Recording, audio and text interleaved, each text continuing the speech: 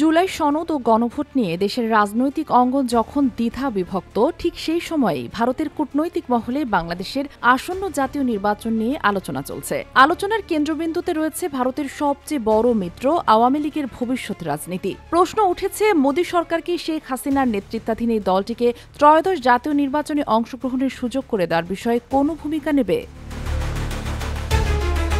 জুলাই গণঅভ্যুত্থানের পরবর্তী রাজনৈতিক পরিস্থিতিতে আওয়ামী লীগের স্থান নেই। ইতোমধ্যে পতিত স্বৈরাচারী সরকারের অনেক নেতা গত বছর থেকে পলাতক। এমন প্রেক্ষাপটে আগামী ফেব্রুয়ারিতে জাতীয় নির্বাচন অনুষ্ঠিত হওয়ার কথা রয়েছে, যেখানে আওয়ামী লীগের অংশ নেওয়ার সম্ভাবনা শূন্য।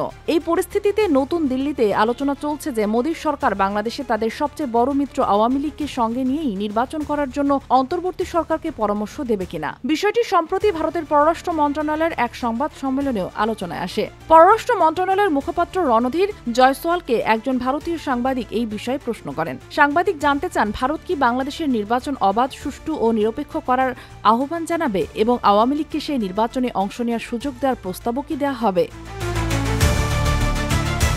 জবাবে রণধীর জয়সওয়াল আওয়ামী লীগকে নিয়ে সরাসরি কিছু বলেননি বা কোনো প্রস্তাব দেওয়ার বিষয়েও মন্তব্য করেননি। তিনি কেবল বলেছেন যে ভারতের প্রত্যাশা হল বাংলাদেশের নির্বাচন অবাধ, সুষ্ঠু, অন্তর্ভুক্তিমূলক এবং অংশগ্রহণমূলক হবে।